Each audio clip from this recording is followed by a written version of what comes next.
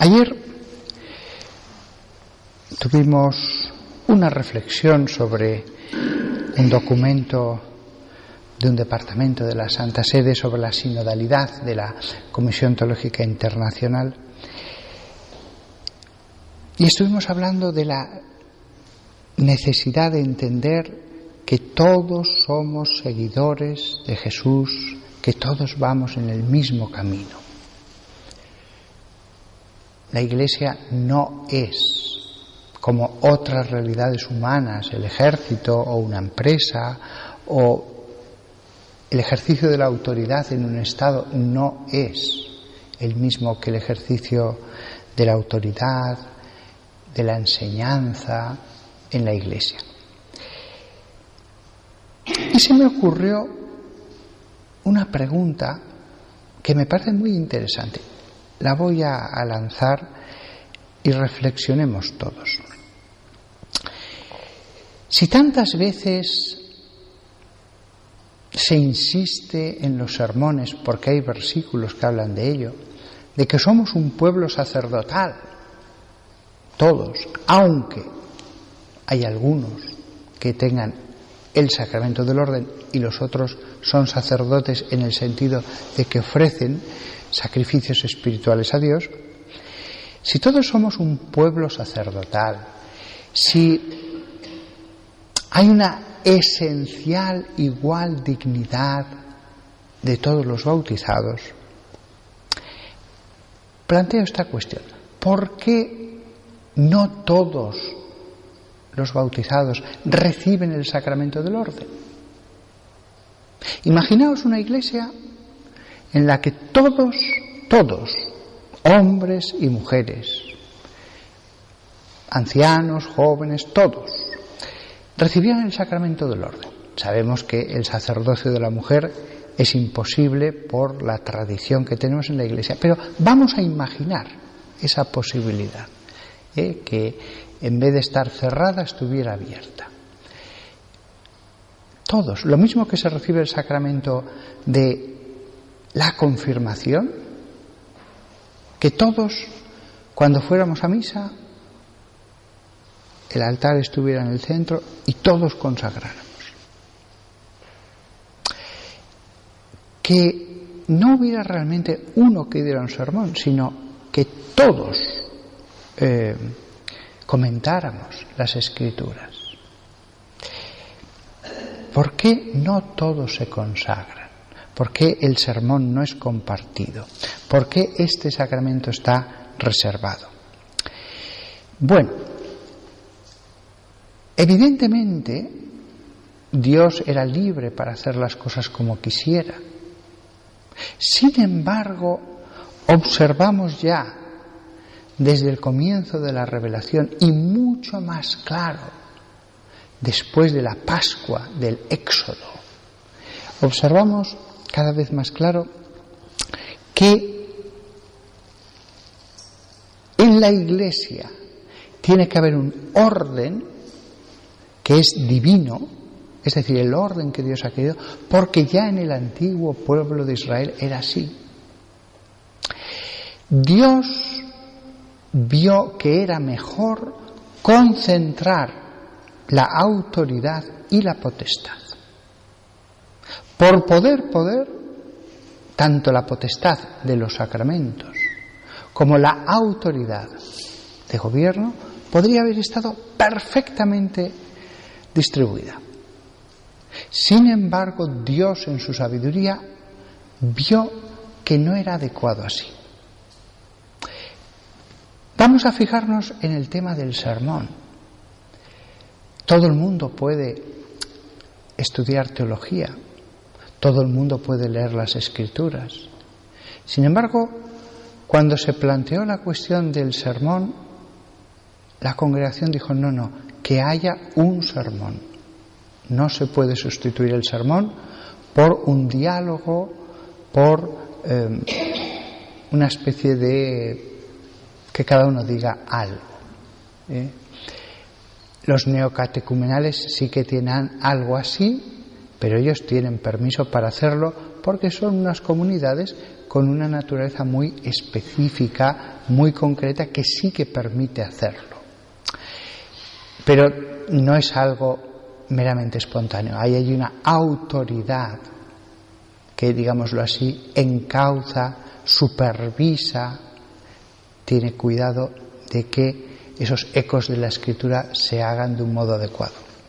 Dejando aparte esa excepción, fijémonos que el sermón compartido no sería en ningún caso una mejora, una ventaja.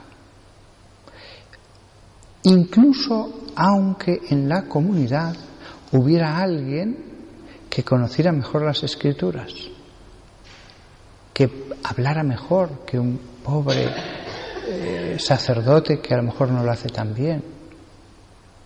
Si fuera compartido, entraríamos ya en la cuestión de quién tiene que hablar, porque muy pronto llegaríamos a la conclusión de que era verdad, de que todos no podían hablar.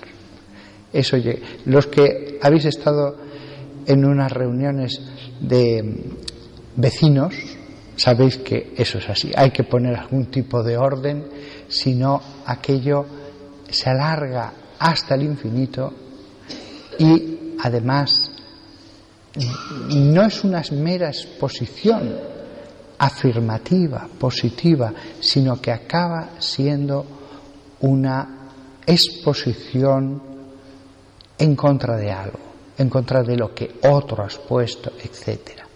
Muy bien, todos no. Entonces, solo algunos, pero ¿quiénes? ¿Quiénes sí y quiénes no? ¿Quién tiene la última palabra? A veces, este tema del sermón puede recordar a esos países. Los ha habido con guerrillas, en África, etcétera, y al final los ciudadanos, después de 10, 15 años de anarquía en el país, de señores de la guerra, de un gobierno débil que no puede imponerse, dicen, mire, que gobierne alguien, el que sea, pero que gobierne por fin alguien. No sería una ventaja. Ahora lo veo claro con la experiencia. Lo mismo, no, sino más, pasaría con la potestad. Dios en su sabiduría pensó, no. ¿Qué ventaja sacan todos de que pudieran consagrar? Ninguna. Y sin embargo, eso daría lugar a una serie de inconvenientes. Es preferible que haya pocas personas escogidas entre la comunidad en los que se acumule la autoridad y la potestad. Esos dos elementos consolidarán a esos individuos que en lo personal pueden ser peores que simples, fieles, laicos que no han estudiado teología, que tienen más santidad. Si os fijáis, hay sabiduría detrás de este modo organizativo del Señor. En este caso, podemos ver esta imagen que aparece en las Escrituras. Fijaos, cuando Josué entró en la tierra prometida, entonces a los dos lados del arca se pusieron los sacerdotes levíticos, los que llevaban el arca de la alianza del Señor. Y unos iban detrás en un orden de cantores con sus trompetas. Había incluso dentro de los levitas distintos órdenes. Estaban los patriarcas dentro de las tribus, las cabezas de las familias. En tiempos de Moisés habían estado los 70 que ayudaban a Moisés. Después, cuando entraron a la tierra prometida, habría ancianos, pero también jueces. Y finalmente el orden de los levitas según distintos ministerios en el templo. Incluso el mismo templo era una constelación de distintas funciones no distintas, sino incluso jerárquicas. No era lo mismo los sacerdotes que estaban ante el altar o los que entraban en el santuario o el sumo sacerdote. En este alarde de organización tan perfecta que hizo Dios en el pueblo elegido, dispuso además que quedaría dividido la autoridad sacerdotal de la autoridad civil, la real y antes la de los jueces. Y vemos que eso fue positivo, que ese orden de Dios redunda en la armonía del pueblo. Lo mismo pasa en la Iglesia. El que haya unas pocas personas en las que se acumule la autoridad, incluso la reverencia, ayuda a que sus palabras puedan penetrar más en las almas, ayuda a que haya paz y tranquilidad en el pueblo. Así que la sinodalidad, el entender la esencial igualdad de todos los bautizados, no es menoscabo de este orden divino, no meramente humano por una tradición humana, divino que hay en la Iglesia y que se ha mantenido en una tradición mantenida desde el principio. Sinodalidad, sí. Todos pueden ser santos, lo que importa es la santidad. Cualquiera puede profundizar en la ciencia de Dios.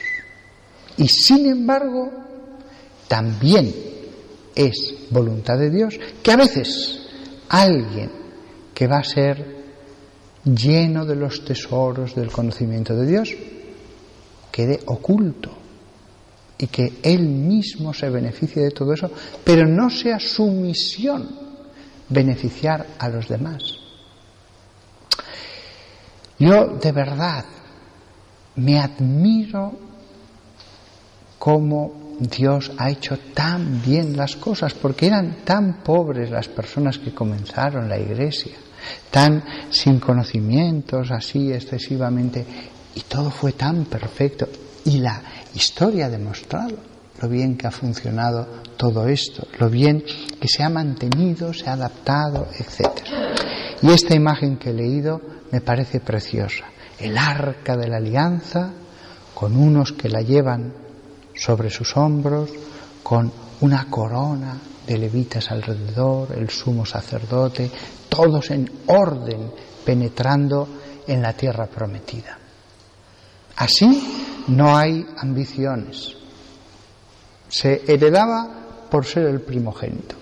No había ambiciones, no había luchas, no había quién iba a ser el que sucediera a un sacerdote que entraba en el santuario, su primogénito, y después el siguiente, y después el siguiente. Y lo mismo en tiempos del mismo Aarón. ¿Quiénes eran los más grandes de todos los sacerdotes que estaban en la tienda de la reunión? Sus hijos. Y otras funciones eran otras familias. Unos cuidaban de las puertas, otros cuidaban de los utensilios, etc. Así todo el mundo está en paz. Así todo el mundo se dedica a lo único que realmente vale la pena, la santidad. La santidad. Nada más que todos nosotros entendamos que la tradición en la Iglesia, la tradición en materia de fe, por ejemplo, el que la mujer no pueda ser sacerdote, no es una mera cuestión humana. En la Iglesia está el orden divino que se puso en los fundamentos de los 12 apóstoles, llenos del Espíritu Santo. Y por lo tanto, la Iglesia siempre ha sido muy cuidadosa a la hora de ver lo que era modificable de lo que era permanente. Que nosotros también tengamos ese respeto, esa cautela, esa humildad para darnos cuenta de que a veces en nuestras conversaciones actuamos como si todo dependiera de nosotros y pudiéramos hacer de ello lo que quisiéramos.